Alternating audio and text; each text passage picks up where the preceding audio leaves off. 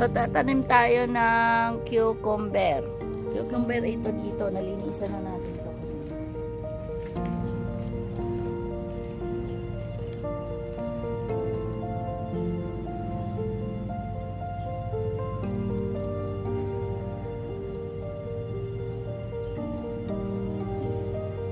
So, direkta na lang ito. So, titignan natin kung kailan tututubo.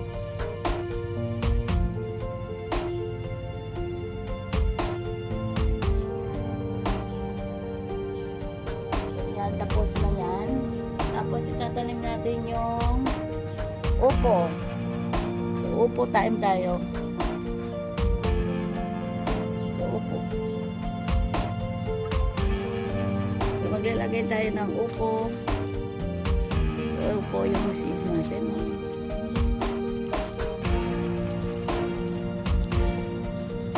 Sabi ni Mother, isang tatlo.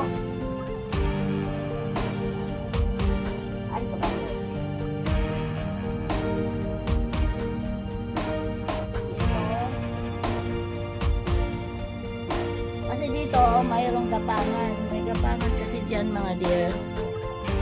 So, yun ang gapangan niya. Ang upo natin. Kaya,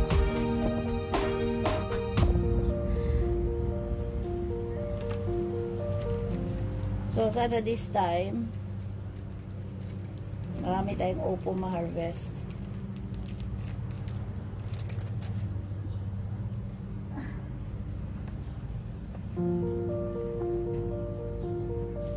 Lalagay tayo dito.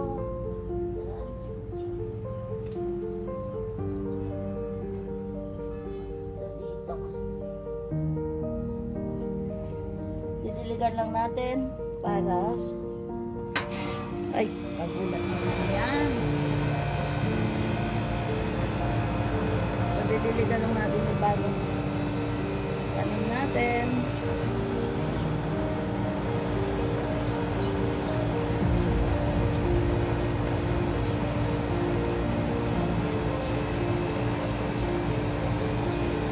Diligan natin ulit doon yung tinanim natin na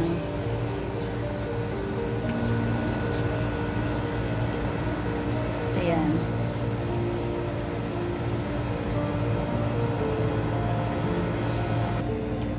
Ito naman, pepper.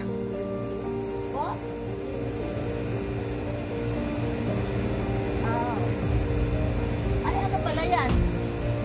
Sitaw. Yun pala sitaw.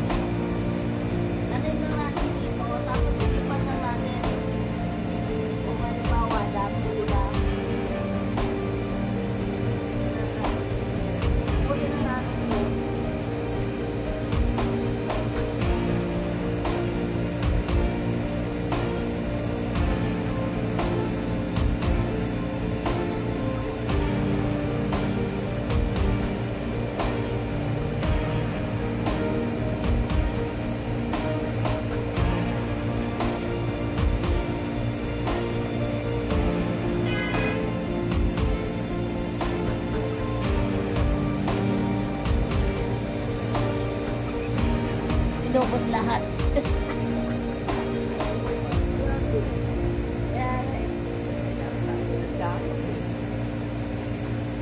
Kaya nga, pero pag marami naman siya, kung tutubo lahat, hindi na mailipat sa ibang paso o ano. So, diligan natin, diligan.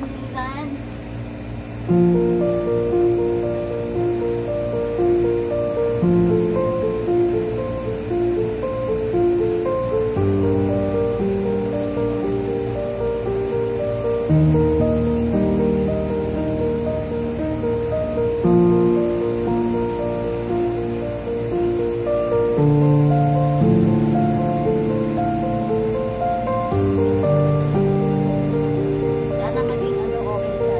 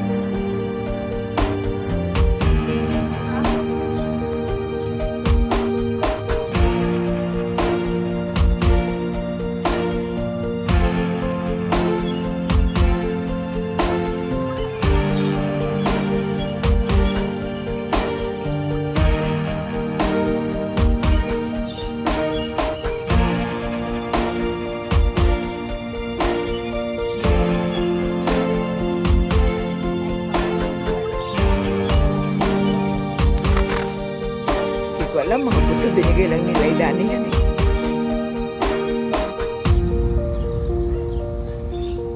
Halo-halo siya.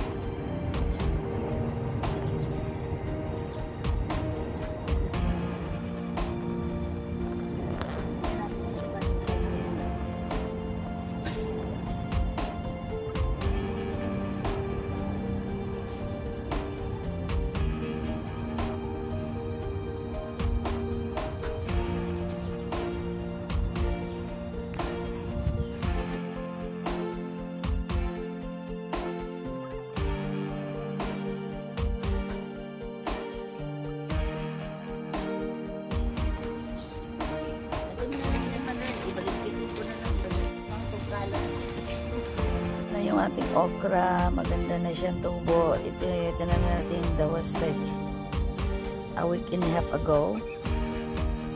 So, ito yung ating talong, tsaka may tumubong beans. Ito yung sabi ni Mother, ang palaya.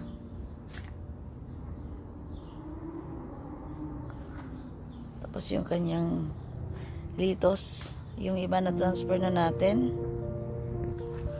So ito na yung kanyang sitaw. So mag-i-start na siyang gagapang. Ayan. So ang ating cucumber, tumubo na yung ating cucumber. Seeds lang yung tinanim natin dito mga dear. Tumubo na. Pero mayroon pang hindi pa tumubo dito. Pero yan, tumubo na. Ayan, perfect, diba? So, malapit na tayo magkagulay, mga dear.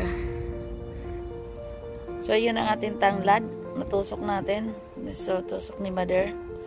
Ayan, nagano na siya. Lumalago na rin. Saka yung kanyang, what do you call this? Sibuyas. Nakailang harvest na si Mother. Yan na ang malunggay na tinusok ni Mother. May isa, dalawa. Tsaka pangatlo tong isa. Ayan. Talbos ng kamote. Tinusok lang yung tangkay mga dear, pero ang dami ng dahon. Tapos yung sibuyas, more sibuyas. Tinanim natin atsal dito, parang hindi pa siya tumubo. Ayan, mayroon na siya dito din, oh. Mayroon na siya. So, few pa lang mga dear. So, nakakatuwa. So, siguro may ilang linggo pa bago talaga lalabas ng all the way. Anyway, thank you for watching.